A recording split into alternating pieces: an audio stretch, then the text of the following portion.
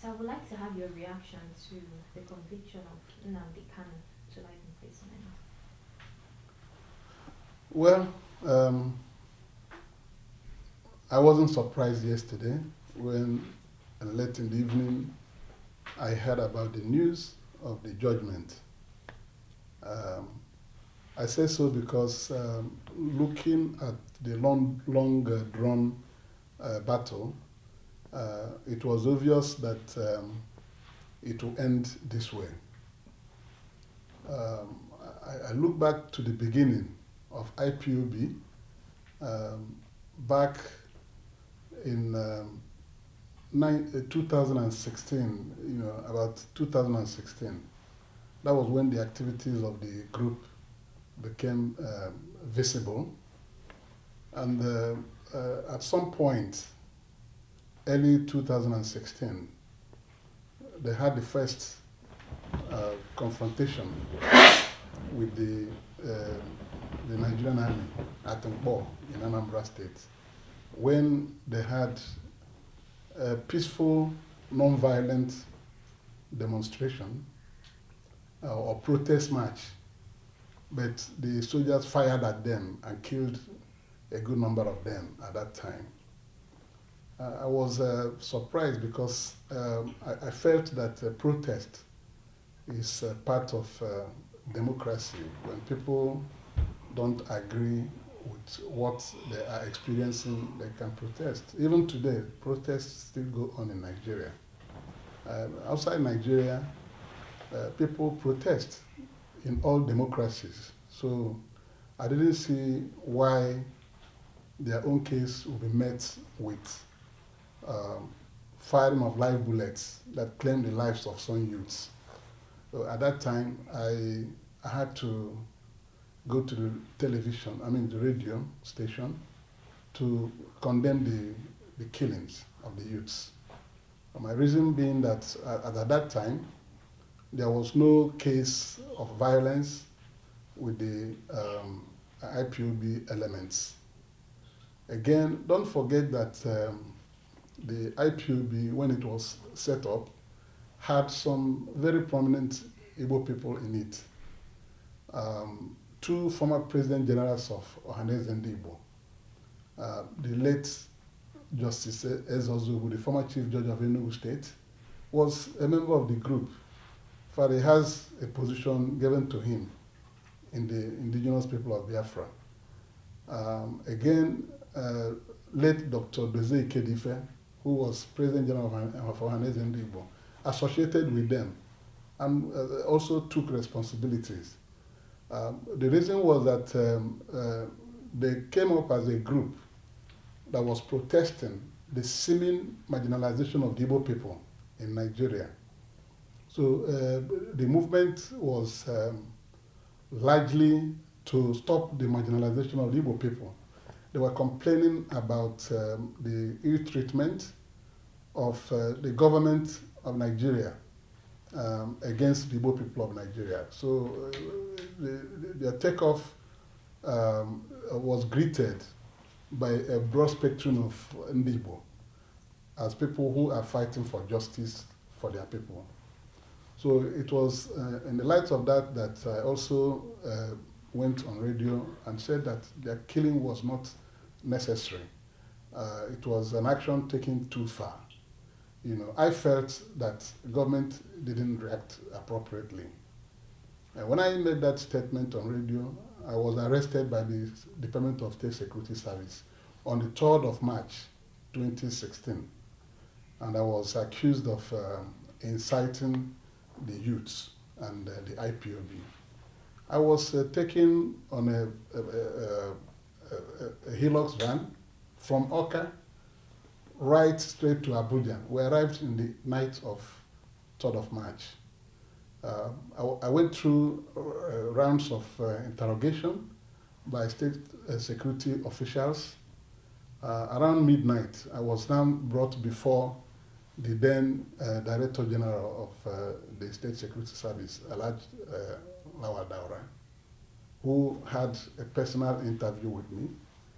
And he accused me of inciting young people from the southeast, that they were grappling with the problems of Boko Haram, and that I'm inciting the youth to establish the IPOB. In fact, I was accused of financing IPOB, an allegation I flatly denied, and asked him to show proof, because everything they said that I did was the opposite.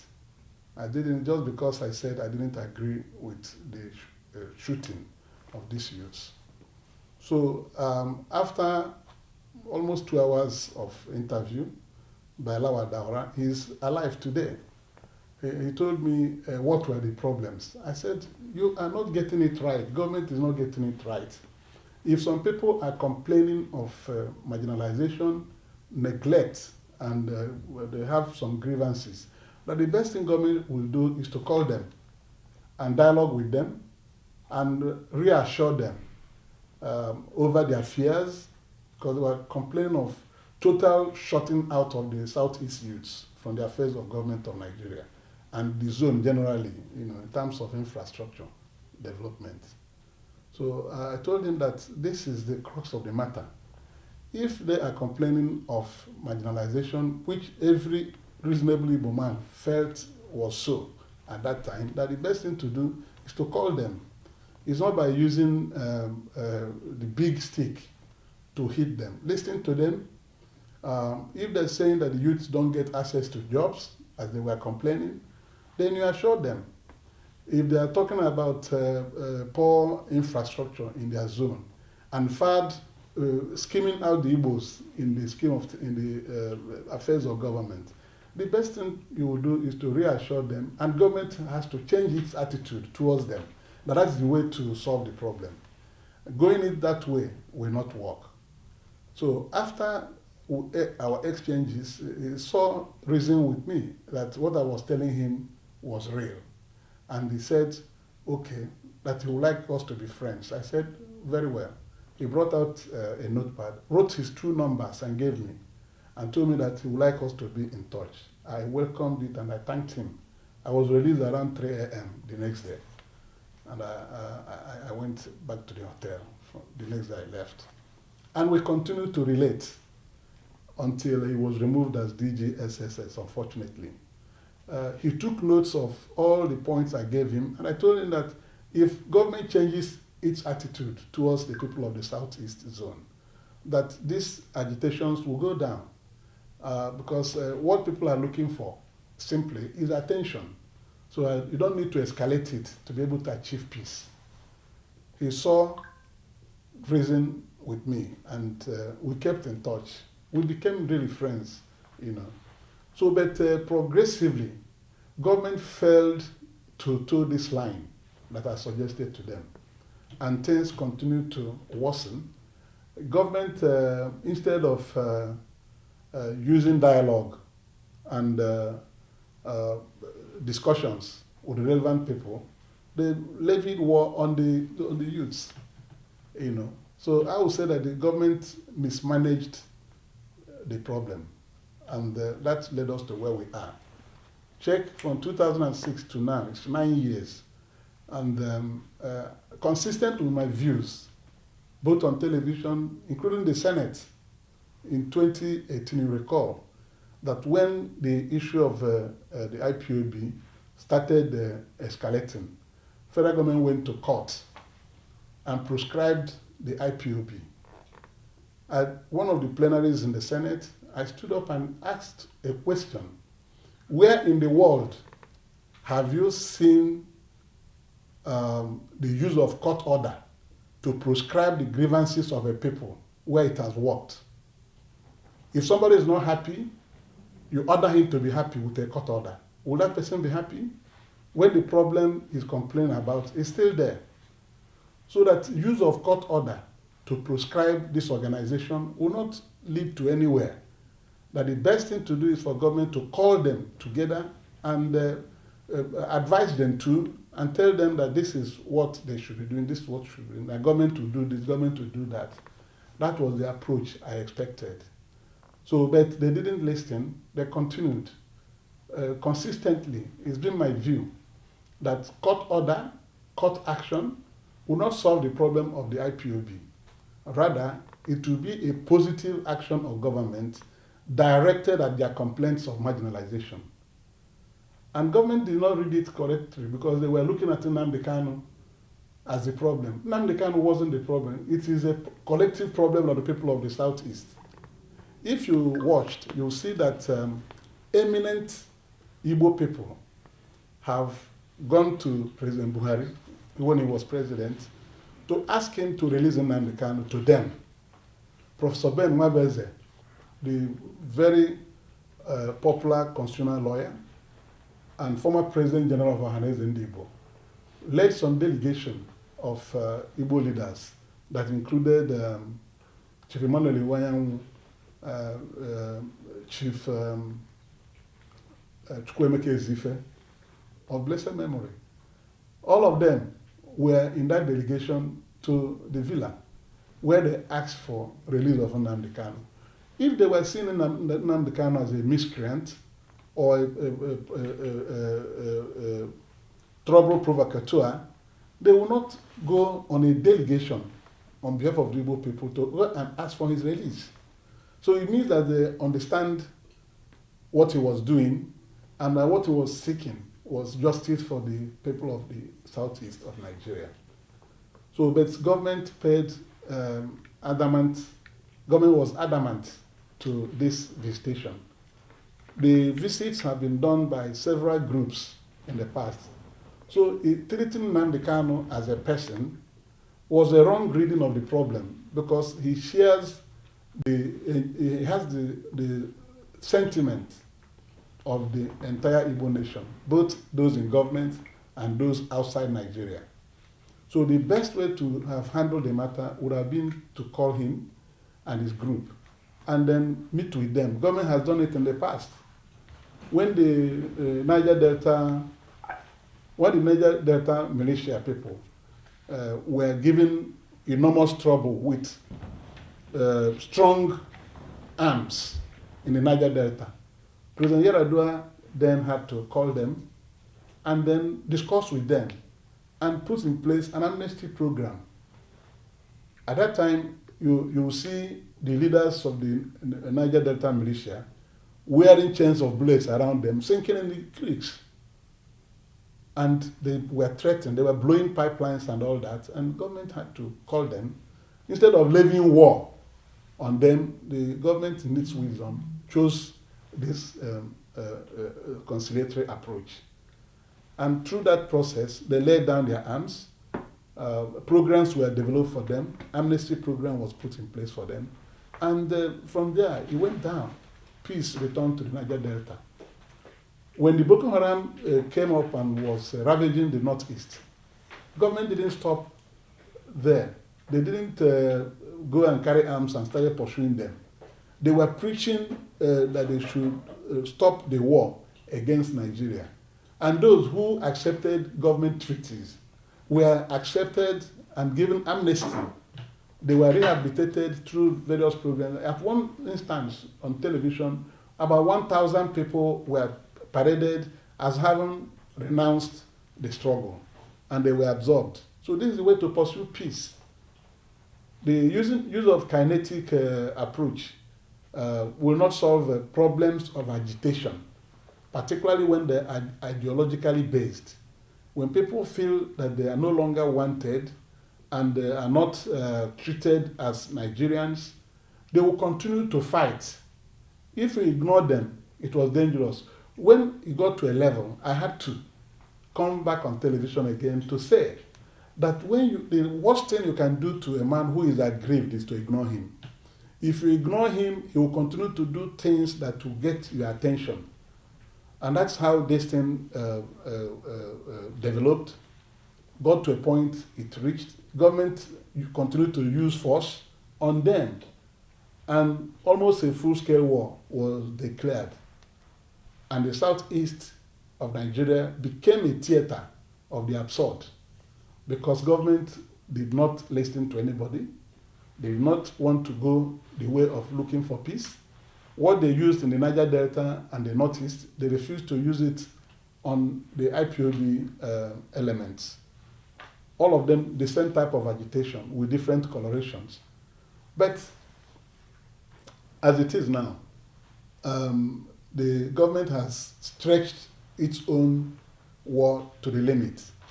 I remember that sometime early this year, the senators of the southeast of Nigeria wrote the Attorney General and Minister for Justice when the insecurity became unbearable in the southeast, because anything anybody did, he would say, release Nnamdi Kanu, release Nnamdi Kanu. If you don't release Nnamdi Kanu, we'll continue what we are doing. You know, we try to intervene to sue for peace. They say release Nnamdi Kanu first, is the first demand all of them were making. And the senators now, majority of the senators, I think about 10 of us had to go to meet the Attorney General, Chief Lateef Fagbemi, SAN. He gave us appointments. We went to his office and met with him on a round table. We were led by Senator Nnamdi Kanu, the chairman of the Senate caucus in the 10th Senate. We went and with our letter of request, a plea that he should prevail on government to release Nnamdi Kanu. Let us see how to recover the ruins in the southeast due to the breakdown of security. Everybody is saying release Nnamdi Kanu. When they kill, anybody is killed, they say release Nnamdi Kanu and all that. Both people, criminals joined, you know, and as it degenerated, they went into kidnapping and all manners of things. Nnamdi Kanu became the topical issue.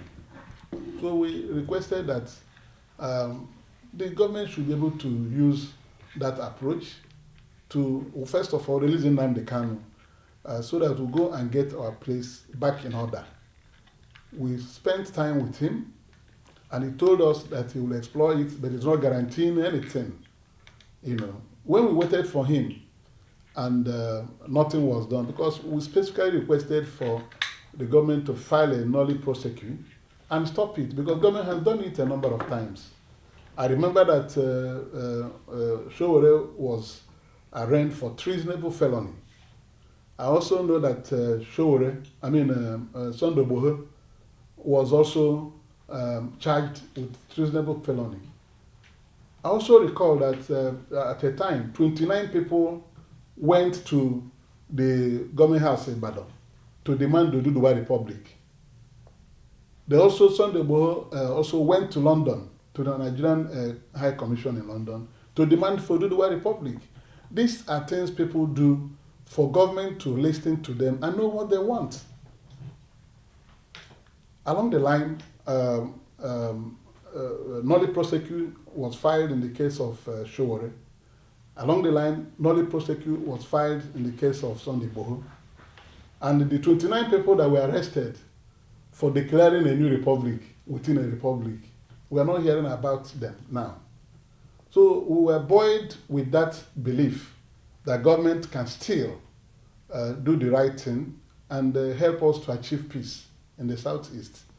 It didn't work. We waited and the killings continued. One day, myself and Senator Nnamdi sought to see the National Security Advisor. He gave us appointment, Amalan Nuhu Badu. I'm saying this thing so that you know that we have not been sleeping, we've not been resting. We'll be following this matter all over to see how we can find a peaceful resolution to the matter.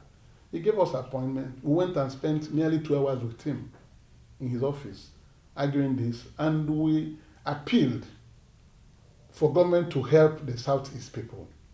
Let us restore peace and end the carnage going on in Igbo land because of this simple matter. Right now, so I'm about concluding this aspect. So for you to see the effort we have made, the National Security Advisor has a feeling that too many things were involved in the matter.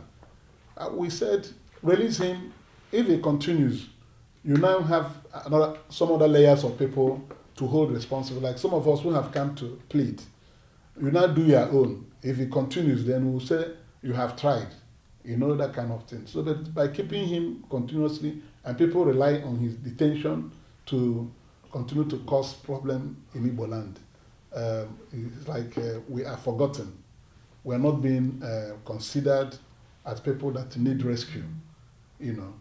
So, but the court has now delivered judgment yesterday. We saw it coming because we were following the developments in the court. We knew it was going to end this way. And having sentenced him to life imprisonment, I will only say that government still mismanaged the situation, because his sentencing to life imprisonment, I will tell you, does not go well with over 98% of the Igbo people. We are the Igbo people you are talking about. I've been in the leadership position in Igbo land for the past 25, 26 years. So I know the feelings of our people. And that was why most times I speak on this matter. On the 8th of May, when President Tinubu went to Anambra State, I had to speak from the sideline. And I asked on President Tinubu to release Nnamdi Kanu. That is one thing he will do for the Igbo people, and begin a healing process. Begin a process of reintegration, reintegration of the Igbo people into Nigeria. The people feel so marginalized. They cannot be given opportunity to aspire to leadership in Nigeria. So when people are frustrated, there is nothing you will not expect. So I called on him when he came to Anambra State through the sideline that one of the greatest things he will do for our people will be to release Nnamdi Kanu. Let us be in a firm ground to begin to arrest the security situation in Igbo land. I did.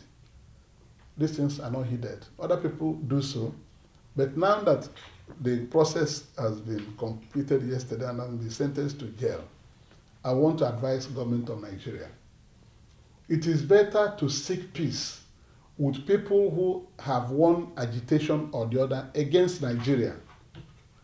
You cannot continue to ignore people who say that they are not happy, who say that they are not being carried along, people who say that they are being skinned out in the affairs of government of Nigeria. Not only the Igbo people, any part of Nigeria that is having one grudge or the other against the government should bend backwards to go and carry them back, discuss with them, reassure them, and have a change of attitude. There must be a change of attitude before you can have peace. Let it not be like the case of the Ogoni people, because King Sen.Umeh was fighting for the Niger Delta people. His complaint was against the environmental degradation of Niger Delta as a result of oil exploration activities. He was campaigning seriously with that with his members, and he demanded for Ogoni Bill of Rights, Ogoni Bill of Rights. But unfortunately for him, his own struggle was during the military regime. And when he was arrested with his people, the Ogoni 9, they were tried and sentenced to death, all 9 of them. King Sen.Umeh, a global acknowledged writer, was sentenced to death. Like joke, no appeal. And when they were sentenced to death, almost all the world leaders started pleading for his release. Nigerian leaders tried to secure pardon for them and release. It fell on deaf ears. Even the Pope had to seek for their release and pardon. Nelson Mandela had to do the same thing, but government blocks its ears and lined the 9 Ogoni people, and they were hanged at the Port Harcourt prisons. The military administrator of Rivers State was asked to go and supervise the hanging. They finished it because they had the power. Today, what is happening? The government of Nigeria has now given them posthumous honors, regretting their hanging and the execution. You see, people should take benefit of history and hindsight to know when to apply a break in dealing with some of these issues. I heard now that Nnamdi Kanu has been moved to Sokoto prison. Yes, they have convicted him and they sent him to prison. He cannot defend himself anymore. So he is going to be there the way Mandela was in a South African prison for 26 years. That's what happened. And eventually, the same thing Mandela did in South Africa, rising against the apartheid regime of South Africa. He was punished, dehumanized for 26 years when he was released. And he went on to become president of South Africa. There's no condition that is permanent. I believe, personally, this is my personal opinion, that the government of Nigeria needed to do better than they have done in the case of Nnamdi Kanu and the Southeast people. In the chamber, you cover the plenary. Every time jokes are made on me about marginalization of Southeast people, because that's what I've been standing up against in the chamber. To the extent that sometimes I will be asked, the president officer will say, I hope the Southeast people are not marginalized anymore. I'll say, yes, if you do something that is good, I'll be happy. Conscience is an open wound. Only the truth can heal it. What has happened to Nnamdi Kanu is a total disregard of good approach to governance. Yes, they will say people are being killed in the Southeast. They are the Eastern Security Network. When did the Eastern Security Network come up? How many years ago? Because government didn't want to deal with the matter the way they had to deal with it, people continued to do all kinds of things, and the Eastern Security Network came up, all in the bid to fight because they are not happy with what has happened to Nnamdi Kanu and the rest of it. Let me believe that now that he has been jailed, government will now begin to review the actions and the steps federal government of Nigeria has taken on this matter. It's not something started by the government of Tinubu, but today he's the president of Nigeria, and he is in a position to right the wrongs of the past leaders. What started like a small thing has snowballed into a global issue. You know, if government had listened the way Lawa Daura, the then DG SSS, was approaching the matter, this matter of IPOB would have been arrested long ago. But because some people felt otherwise, they want to push it to the limit, and now that they have gotten to where they are, I pray that God will help to find peace for all parts of Nigeria, not just for Southeast people. So if you were to talk to the president now, what would be your words to him on this matter? Yeah, I'll ask the president to exercise his prerogative power of mercy. The Constitution empowers him to grant pardon to anybody who is convicted. Just the other day, he pardoned so many people, both those on the death row, those who were convicted for murder and all kinds of things. So he is the president. And I will ask the president to refuse the advice anybody is giving him on Nnamdi Kanu. It's no longer justified, because it's a problem the Igbo people are not happy with. Let them not see Nnamdi Kanu as somebody that is their problem. They should go back to the feelings of the Igbo people and know why they feel so bad about Nnamdi Kanu. Begin to pursue a process of healing of the wounds of the past. The war that was fought here ended 55 years ago. The Igbos are still bearing the brunt of that war, both politically and in the affairs of government. We've been speaking about it. So God has placed Tinubu on the position he is now. Let him use the same even hand to deal with everybody and pursue peace. He's not a military leader. He's a civilian president. And he should be able to make a detour from the advice they've been giving him. It is not true. If he releases Nnamdi Kanu tomorrow, our people will be happy for it.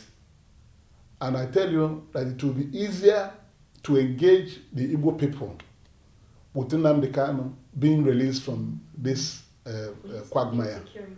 Yes, the insecurity in the Southeast will go down. Because if his incarceration, now backed by order of court, will make the people feel bad, even if they don't carry any violent protest, it will be the silence of a graveyard.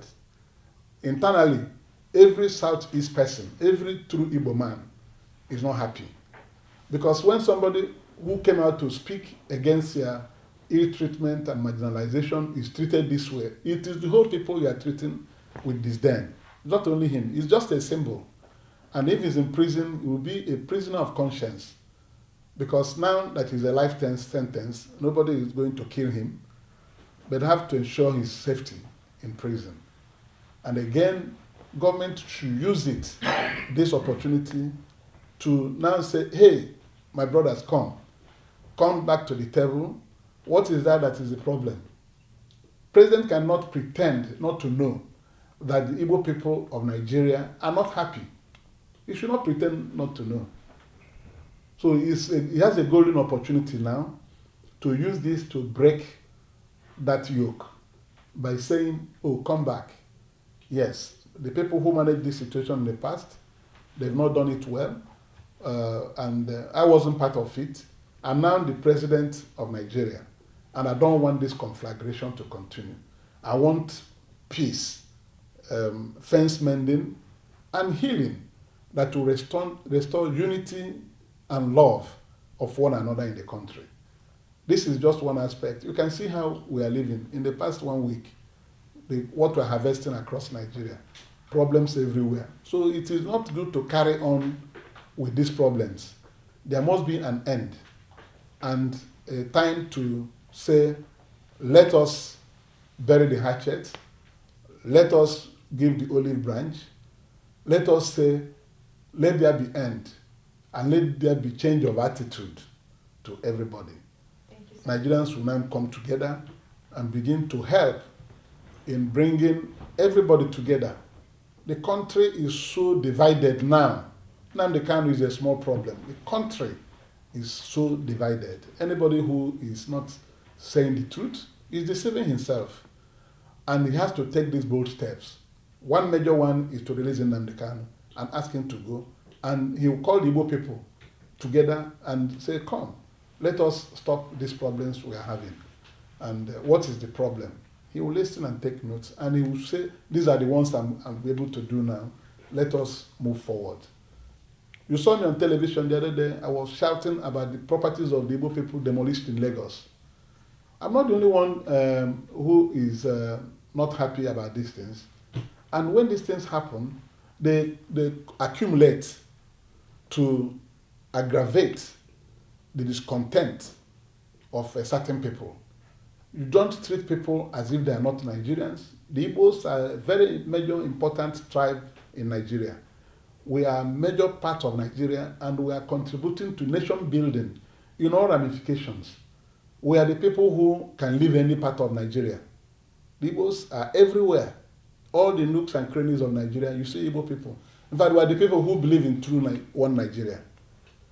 And when we are treated this way, it means that people out there are not doing the right thing.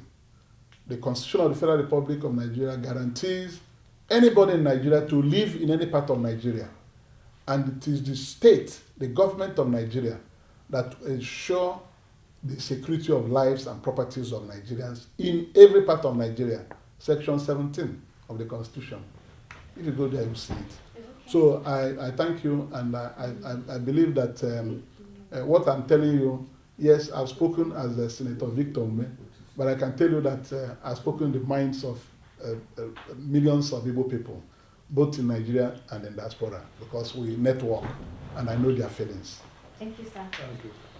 Thank you. How many minutes do you have?